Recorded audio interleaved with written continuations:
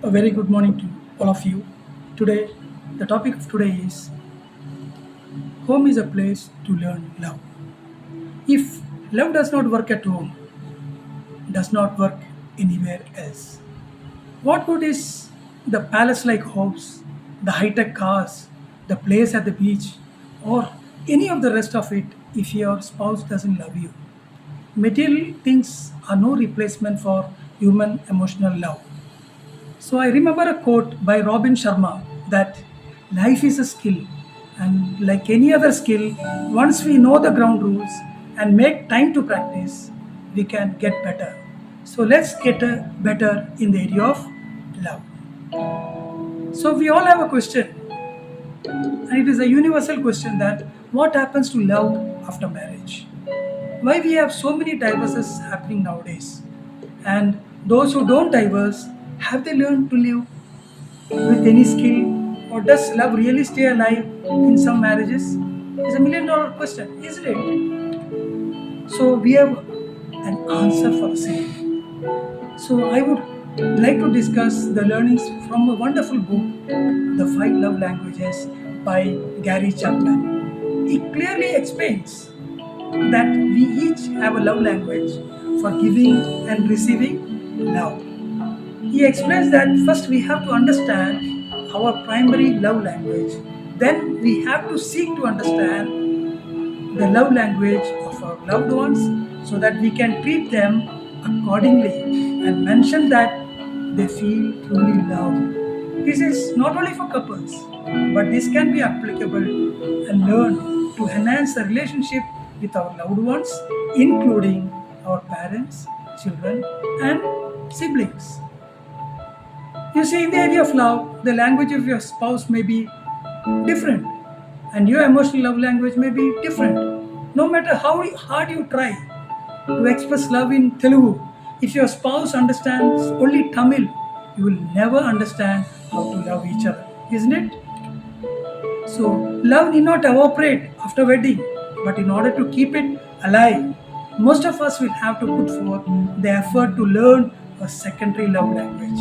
We cannot rely on our native tongue if our spouse does not understand it. If we want our spouse to feel the love, we must express it in his or her primary love language. So, keeping the emotional love tank full is as important to a marriage as maintaining the proper oil level in an automobile. Running your marriage on an empty love tank may cost you even more than trying to drive your car without oil. So, I would like to start with the five love languages. What is the number one language? The number one language is words of affirmation.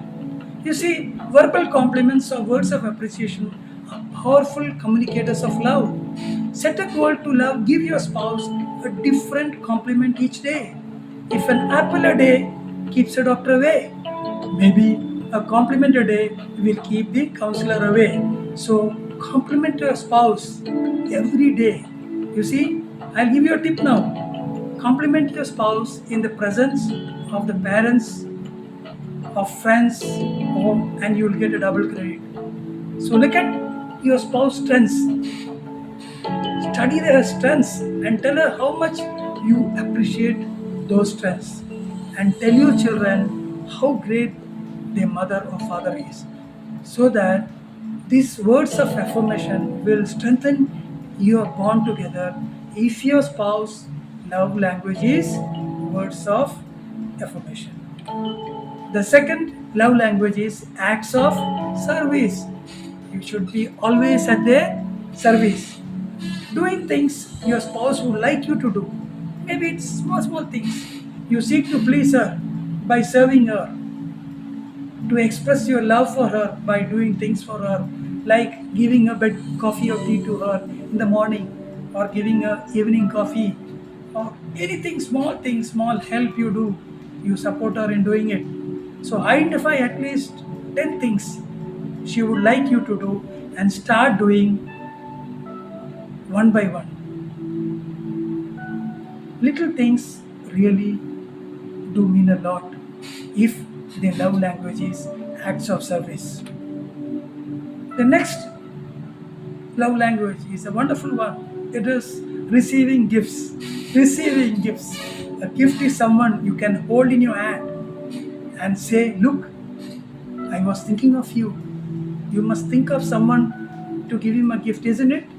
So, a gift in your hand is an answer that you were thinking about her. Physical presence in the time of crisis is the most powerful gift you can give your spouse if our primary love language is receiving gifts. And the next one is quality time, which we all lack today in the age of information, in this digital age, in the age of the smartphones. So this is lacking in today.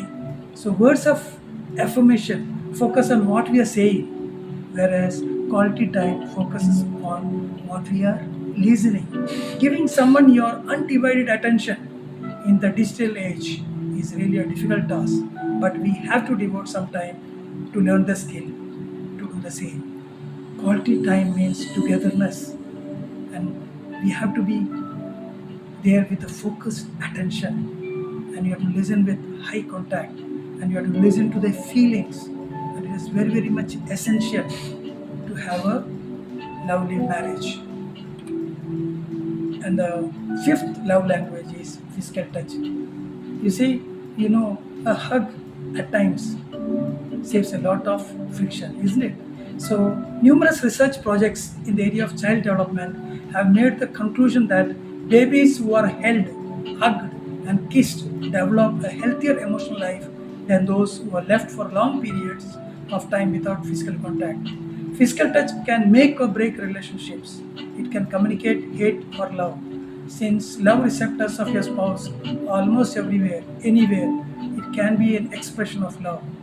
If your spouse's primary love language is physical touch, nothing is more important than holding her as she cries. So I would like to conclude that, psychologists have concluded that the need to feel loved is a primary human emotional need. In the last scene of human drama, only three characters will remain, that is, faith, hope, and love. But the greatest of these is love. So I would like to end with a Hindi Shayari, which is a wonderful शायरी. जो कागज के फूलों में खुशबू ढूंढ लेते हैं, जो छोटे छोटे चीज़ों में बड़ा सुख पाते हैं, जो अपने परिवार में फरिश्ता ढूंढ लेते हैं, वही लोग जिंदगी जीते हैं. So thank you very much. I hope you will catch hold of the book, The 5 Love Languages, and you will enhance your marriage life. Thank you very much.